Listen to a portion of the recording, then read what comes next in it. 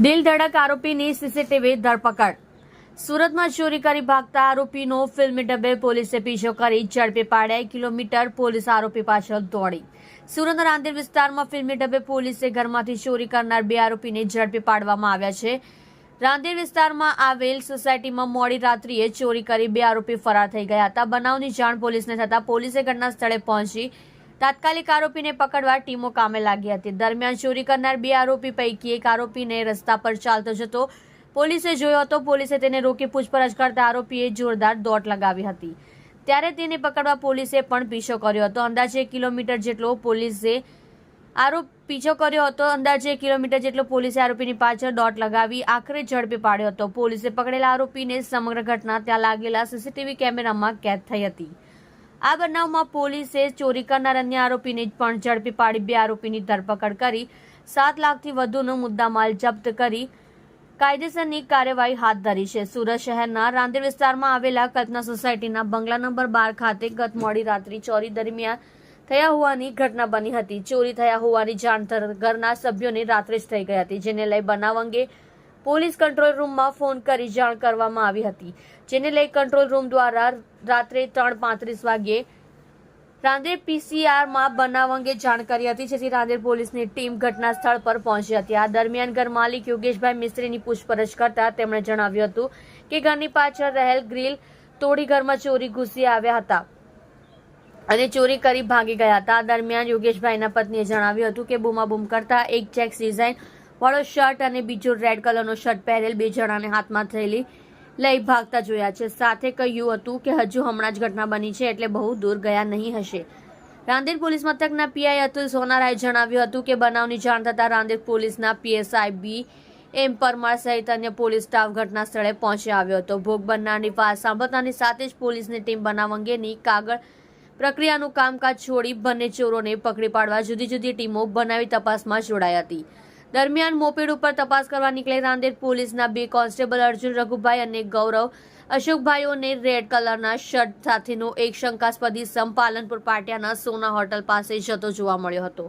ત્યારે પોલીસના બંને જવાન તેમની પાસે જઈ પૂછપરછ કરવા જતાં જ આરોપી પાસે રહેલ બેગ ફેંકીને ભાગી ગયો હતો. ત્યારે પોલીસે પણ આરોપીને પકડવા પાછળ દોટ લગાવી હતી. લગભગ પોલીસે આ આરોપીને પકડવા 1 થી 1.5 કિલોમીટર જેટલો પીછો કર્યો હતો અને ફિલ્મી ઢગે આખરે આરોપીને પોલીસે ઝડપી પાડવામાં સફળતા મળી હતી. પોલીસે ઝડપી પાડેલા આરોપીની આ સમગ્ર ઘટના ત્યાં લાગેલા સીસીટીવી કેમેરામાં કેદ થઈ ગઈ હતી, જેમાં જોવા મળ્યું હતું કે ફિલ્મની જેમ આરોપી પાસે જેવી પોલીસ પહોંચે છે તેવો જ આરોપી વિરુદ્ધ દિશામાં ભાગવા માંડે છે, જેમાં આરોપીએ પોલીસને 1 થી 1.5 કિલોમીટર દોડાવી હતી. આખરે રાંદેરના હિમગીરી એપાર્ટમેન્ટ પાસેથી ઝડપી પાડ્યો હતો. પોલીસે પહેલા સિકંદર અખ્તર સૈયદની ધરપકડ કર્યા બાદ તેને સાથે રહેલા અન્ય આરોપી વિશે પૂછપરછ હાથ ધરી હતી. ત્યારબાદ પોલીસની ટીમ પકડાયેલ આરોપીને સાથે રાખી બસ સ્ટેશન, રેલવે સ્ટેશન સહિત શહેરના જુદા જુદા વિસ્તારોમાં અન્ય આરોપીને પકડવા માટે શોધખોળ કરી રહી હતી. દરમિયાન ચોરી કરનાર આરોપી શંકર તાનાજી જાદવ રાંદેર વિસ્તારમાંથી જ મળી આવ્યો હતો. રાંદેરના નવયુગ કોલેજ પાસે નાસ્તાની લારી પાસે શંકાસ્પદ જણાવી આવ્યો હતો. પોલીસે તેની અટકાયત કરી તપાસ કરતા તે ચોરી ઘટનામાં સામેલ હોવાનું જણાવ્યું હતું. પીઆઈ અતુલ સોનારાએ વધુમાં જણાવ્યું હતું કે આરોપીઓએ ઘરમાંથી રોકડ, સોનાના ઘરેણાં, ચાંદીના વાસણો, ચાંદીના ઘરેણાં સહિત જે મળ્યું તે તમામ વસ્તુ લઈને ચોરી કરી ભાગી ગયા હતા. પકડાયેલા આરોપીએ રસ્તામાં ચોરી કરેલ સામાનની થેલી ફેંકી દીધી હતી. પોલીસ દ્વારા તે કબજે કરવામાં આવી છે. પોલીસે આ ગુનામાં આરોપી પાસેથી રોકડ સહિત સોના ચાંદીના ઘરેણાં ઉપરાંત અન્ય કિંમતી ચીજવસ્તુ મળી કુલ 7,75,000નો મુદ્દામાલ જપ્ત કર્યો છે. પકડાયેલ આરોપીઓની મોડેસ ઓપરેન્ડી વિશે પીઆઈ અતુલ સોનારાએ જણાવ્યું કે પકડાયેલ બંને આરોપીઓ ઘરફોડ ચોરીના રીઢા ગુનેગારો છે. પકડાયેલા આરોપીઓ પહેલા દિવસ દરમિયાન જુદા જુદા વિસ્તાર અને ઘરોની રેકી કરે છે અને ત્યારબાદ મોડી રાત્રે ઘરના દરવાજા નકુચા તોડીને અથવા ઘરની પાછળની રેલિંગ તોડીને ઘરમાં પ્રવેશ કરી સોના, ચાંદી અને રોકડ રકમની ચોરી કરવાની ટેવ ધરાવે છે.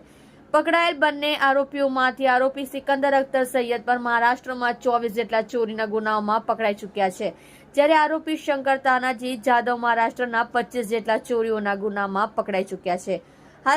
હાલ તો પોલીસે બંને આરોપીઓની ધરપકડ કરી મુદ્દામાલ કબજે કરી તેમની વિરુદ્ધ કાયદેસરની કાર્યવાહી હાથ ધરવામાં આવી છે. જુઓ રાજેશ મંગલે સાથે સુરત એક્સપ્રેસ ન્યૂઝ ચેનલ. બોલ. જી સર, રાંદેર પોલીસે લાઈવ આરોપીને ઝડપી પાડ્યા છે. કઈ રીતે હકીકત ને કેટલા આરોપીઓ છે, શું ગુના ઇતિહાસ? રાત્રે 3:30 વાગે કંટ્રોલ રૂમમાંથી પીસીઆરને કોલ હતો કે કલ્પના સોસાયટીની અંદર કોઈ અજાણ્યા ઈસમો અંદર ઘરમાં ઘૂસી ગયા છે. એ કોલનો રિસ્પોન્સ તરત અમારો રિસ્પોન્સ ટાઈમ લગભગ 5 મિનિટનો જ હતો. 3:35 રાંદેરની પીસીઆર ત્યાં આગળ પહોંચી ગઈ હતી અને પહોંચ્યા પછી જે ફરિયાદી હતા એને પૂછ્યું કે શું થયું છે, તો એણે જણાવ્યું કે અમારા બેડરૂમની ઉપરના રૂમની અંદર કોઈ ગ્રીલ તોડી અંદર ઘૂસી ગયા હતા. 2 ઈસમ જેવા હતા અને એ લોકો આવી રીતે ઘરની અંદરથી અમારી અલમારી તોડી, મમ્મી પપ્પાનું રૂમનો જે તિજોરી હતી એ તોડી અને રોકડ રકમ અને ચાંદી અને સોનાના દાગીના લઈને ભાગી ગયા છે. રાંદેર પીસીઆરની અંદર અમારા ડી સ્ટાફના 2 કોન્સ્ટેબલ અર્જુન અને ગૌરવભાઈ બંને હતા. એ લોકોને સાંભળી ત્યાંથી તુરત જ એ લોકો નીકળી અને આજુબાજુ જવા લાગ્યા.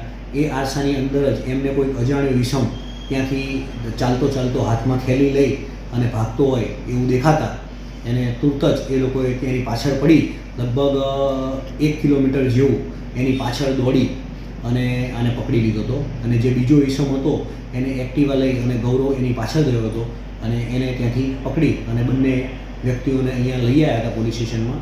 પૂછપરછ કરતાં એમની જોડેથી રસ્તામાં એણે થેલી ફેંકી દીધી હતી. એ થેલીની પૂછપરછ કરી અને અમે પાછા ફરીવાર ડી સ્ટાફના માણસો, જે રાંદેરનો અત્યારે રમજાન મહિનો ચાલે છે એટલે અમારા ડી સ્ટાફના તમામ માણસો, D staff PSI DS Parmar પણ પોતે ત્યાં હાજર હતા અને તાત્કાલિક ટીમો બનાવી અને બધો જે કંઈ મુદ્દામાલ હતો એને કબજે કરી લીધો. આ લોકોનો ગુનાહિત ઇતિહાસ શું છે? આજે આમાં 2 આરોપી છે, એક સિકંદર અને એક શંકર કરીને. આ જે સિકંદરનું જે નામ દઈએ છીએ એ મહારાષ્ટ્રની અંદર બીડ ખાતેનો છે અને તેનો ગુનાહિત ઇતિહાસ અગાઉ એણે 50થી 55 જેટલી ઘરફોડ કરેલી છે ત્યાં આગળ, અને બીજાપુરની અંદર 10થી 15 ઘરફોડ કરેલી છે. એટલે આ ઘરફોડનો એક રીઢો ગુનેગાર છે. આ શંકર તાનાજી જાદવ કરીને છે, એને પણ ત્યાં આગળ બીડની અંદર 20થી 25 ગુનાની અંદર ઘરફોડના ગુનાઓ છે. એ સિવાય ઔરંગાબાદની અંદર 10થી 15 ગુના એના વિરુદ્ધમાં દાખલ થયેલા છે. ગઈકાલે આ લોકો એમો શું વાપરી હતી? ગઈકાલે આ લોકો ત્યાં આગળ 1 કલાક જેવું આ લોકોએ આજુબાજુના સોસાયટીની અંદર રેકી કર્યા બાદ આ ઘર એમને એવું લાગ્યું કે અહીંયા કોઈ એકદમ લાઇટો ને એવું બંધ છે, એનો ઉપયોગ કરી રસોડાની ગ્રીલ તોડી અને અંદર પહેલાં ઘરમાં ઘૂસી ગયા હતા. ઘરમાં ઘૂસ્યા બાદ બધું જે વસ્તુઓ વારાફરતી એક પછી એક રૂમની અંદર એ લોકોએ તપાસ કરી જે એમના હાથમાં આવ્યું એ બધું આ લોકોએ લઈ લીધું. સાહેબ, લોકોને શું અપીલ કરશો, કારણ કે પોલીસને સતર્કતાના કારણે આગળ ચોરી થતાં બચી ગઈ? જો કામ કહેવા જઈએ તો આજે કલ્પના સોસાયટીની અંદરથી જે આ યોગેશભાઈ કરીને જે છે એને સહેજ પણ આવો જરા પણ ડાઉટ ગયો અને તુરત જ એણે કંટ્રોલ રૂમની અંદર ફોન કર્યો અને કોલ લાગતા 3:30 ફોન આવ્યો અને 3:35નો અમારો રિસ્પોન્સ ટાઈમ હતો રાંદેર પીસીઆરનો, અને તુરત જ એક્શનમાં આવી અને આ કર્યું. એટલે કોઈ પણ આવું લાગતું હોય તો તુરત જ એ લોકોએ કંટ્રોલ રૂમનો સંપર્ક કરવો જોઈએ.